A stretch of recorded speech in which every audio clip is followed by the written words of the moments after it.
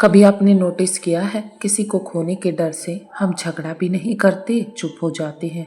हम सोचते हैं अगर मैं शांत रहूंगी, अगर मैं उसे स्पेस दूंगी तो शायद वो खुद समझ जाएगा, शायद वो खुद मेरे पास आ जाएगा। लेकिन सच क्या होता है? आप चुप हो जाते हो, आप डिस्टेंस बना लेते हो, आप उसके मैसेज का इंतजार करते रहते हो कि शायद उसका मैसेज आ जाए। दिन गुजरते हैं, फिर हफ्ते गुजरते हैं, लेकिन वो करीब आने की जगह और दूर होता चला जाता है।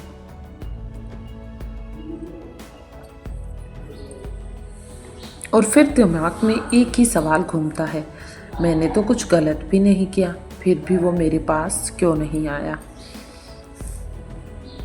दोस्तों, रिश्तों की सबसे पेनफुल सिचुएशन यही होती है, जब आप लड़ भी नहीं सकते और आप भूल भी नहीं सकते। ऐसे सिचुएशन में आप रोते रहते हैं। आप हर दिन खुद से कहते हैं बस आज अगर वो मैसेज कर दे तो सब ठीक हो जाएगा। लेकिन फ़ोन की स्क्रीन बार बार चेक करने के बाद भी वो मैसेज नहीं आता जिसका आपको इंतज़ार था। और इस तरह से धीरे धीरे आपको लगने लगता है कि शायद मैं ही इम्पोर्टेंट नहीं हूँ, तभी तो अभी तक मैसेज नहीं। लेकिन यहाँ एक साइकोलॉजिकल ट्रुथ ये है कि जो बहुत कम लोग समझते हैं। कई बार सिचुएशन ऐसी हो जाती है जब आप चुप हो जाते हो और दूर रहने लगते हो, तो सामने वाला इंसान आपकी साइलेंस को पेन नहीं बल्कि फ्रीडम समझ लेता है। उसे लगता है कि अब प्रेशर ख़त्म हो गया है, अब मुझे एक्सप्लेन करने की ज़रूरत नहीं पड़ेगी, अब मुझे किसी के सामने गिड़गिड़ाना नहीं पड़ेगा। लेकिन यही वो पॉइंट है जहाँ बहुत सारे रिश्ते धीरे धीरे ख़त्म होते हैं और दम तोड़ देते हैं। लेकिन इसका मतलब ये नहीं कि आपकी साइलेंस बेकार थी। असल में रिश्तों में दूर रहना कब काम करता है और कब नहीं करता, ये जानना बहुत ज़रूरी है। इसका एक डीप साइकोलॉजी रीजन होता है। इसके कारण रिश्ते एक दूसरे से अटैच होते हैं। अगर आपको ये रीजन समझ आ जाए तो आप ये भी समझ जाएंगे कि आप अपने रिश्तों को किस तरह से बेटर बना सकते हैं और अपने रिलेशनशिप को कब डिस्टेंस में होने से बचा सकते हैं और कब वही डिस्टेंस उस रिश्ते को ख़त्म कर देता है। तो आज की इस वीडियो में हम बात करेंगे उन डीप साइकोलॉजिकल रीजन की कि अगर आपने अपने पार्टनर से दूर रहना शुरू किया फिर भी वो करीब नहीं आया, तो इसके पीछे 5 असली कारण क्या हो सकते हैं। ऐसे क्या रीज़न हैं जिनके कारण ऐसा हुआ, और सबसे इम्पोर्टेंट बात कि अब आपको क्या करना चाहिए ताकि आप खुद को भी खोए बिना और अपनी रिस्पेक्ट भी बचा सकें। तो अगर आप भी इस फेज से गुजर रही हैं, ऐसी सिचुएशन में फंसे हुए हैं, तो इस वीडियो को लास्ट तक जरूर देखिएगा, क्योंकि हो सकता है आज आपको अपने रिश्ते की सच्चाई समझ आ जाए।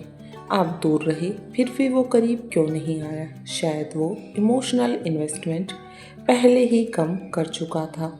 कभी कभी सच थोड़ा कड़वा होता है, लेकिन ज़िंदगी में समझना बहुत ज़रूरी है।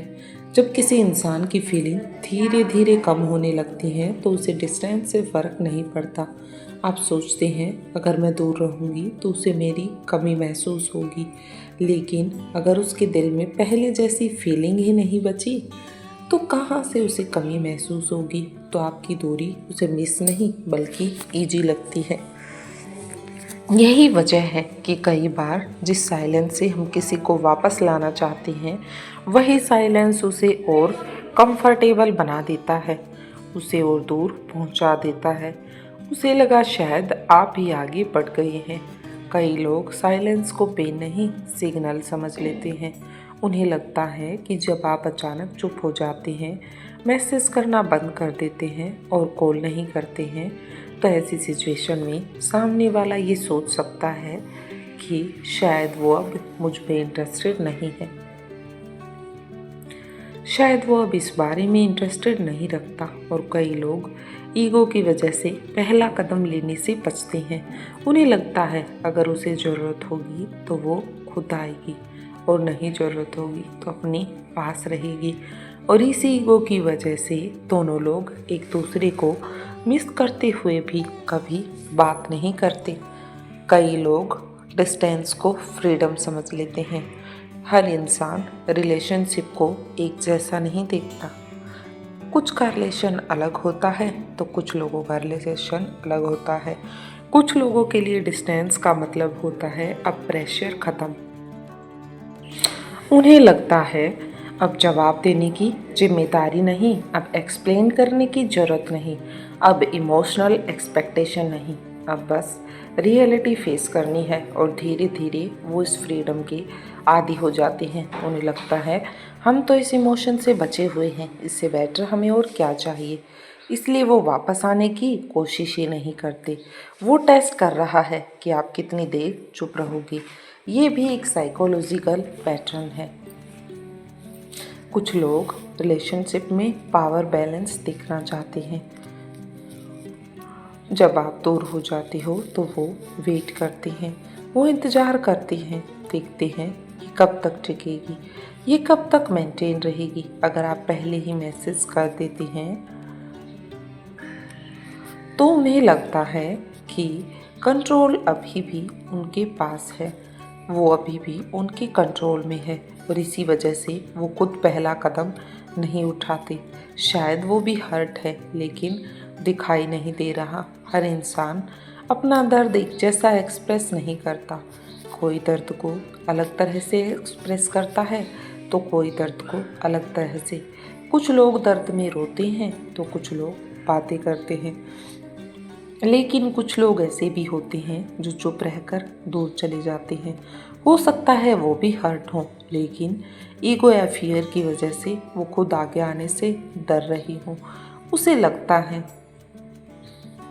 अगर मैं वापस गया और फिर वही पेन मिला तो क्या होगा, मैं इस बार उस पेन को सहन नहीं कर पाऊंगा। और इसी डर की वजह से वो दूरी बनाए रखता है।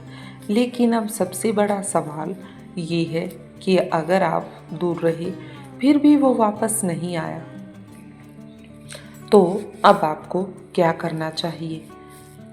क्या आपको खुद मैसेज करना चाहिए या फिर इंतज़ार करते रहना चाहिए? क्या आपको कंप्लीटली मूव ऑन कर जाना चाहिए या फिर सिचुएशन को फेस करना चाहिए? या फिर कोई ऐसा तरीका है जिससे आप अपनी रिस्पेक्ट भी बचा सकें और सच्चाई को भी जान सकें? अब आपको क्या करना चाहिए? सबसे पहले अपनी सच्चाई खुद से क्लियर करें कि आप अपनी लाइफ में क्या चाहते हैं।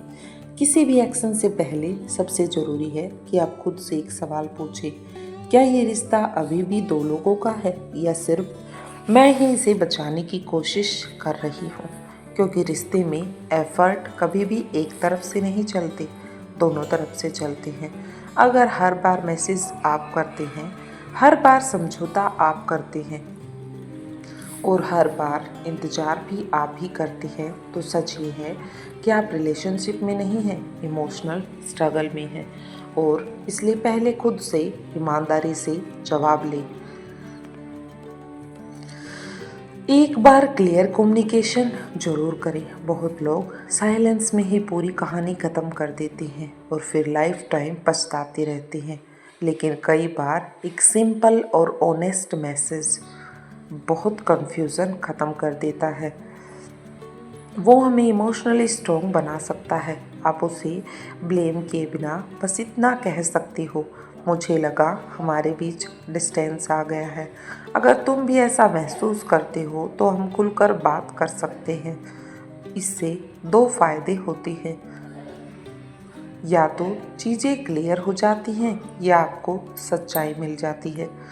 और कई बार क्लोज़र ही हीलिंग की शुरुआत होती है, क्योंकि बिना क्लोज़र वही बात हमारे माइंड में सेट रहती है। अपनी सेल्फ रिस्पेक्ट को कभी कॉम्प्रोमाइज़ मत करो। किसी को प्यार करना गलत नहीं, लेकिन किसी के पीछे अपनी वैल्यू खो देना सबसे गलत माना जाता है। अगर कोई इंसान आपकी साइलेंस भी नोटिस नहीं करता आपकी एब्सेंस भी मिस नहीं करता और आपकी प्रेजेंस को भी फील नहीं करता, तो हो सकता है वो इंसान आपकी लाइफ का लेसन हो, डेस्टिनेशन नहीं, क्योंकि कई बार लाइफ हमें लेसन सिखाती है। और याद रखिए, जो इंसान सच में आपकी लाइफ में रहना चाहता है वो रास्ता ढूंढता है, और जो नहीं रहना चाहता है वो बहाने ढूंढता है। बल्कि अगर आप भी किसी का इंतज़ार कर रहे हैं तो खुद से एक बात ज़रूर याद रखें, आप किसी की प्रायोरिटी बनने के लिए पैदा हुए हो, किसी का ऑप्शन बनने के लिए नहीं। अगर आज की वीडियो ने आपको थोड़ा क्लैरिटी दी हो तो वीडियो को लाइक ज़रूर करें और कमेंट में ज़रूर बताएं कि क्या आपने भी कभी किसी का इंतज़ार किया है जो वापस नहीं आया, जिसके इंतज़ार में आप आज भी हैं। मैं आपके कमेंट ज़रूर पढ़ूंगी और आपको आपकी सिचुएशन के अकॉर्डिंग अपना रिस्पॉन्ड भी ज़रूर बताऊंगी। और अगर आप रिश्तों की ऐसी ही रियल साइकोलॉजिकल ट्रुथ समझना चाहते हैं तो हमारे चैनल सीक्रेट ऑफ सक्सेस को सब्सक्राइब करना मत भूलिए। हम अगली वीडियो में फिर मिलेंगे नए टॉपिक के साथ। अगर आपकी कोई प्रॉब्लम है तो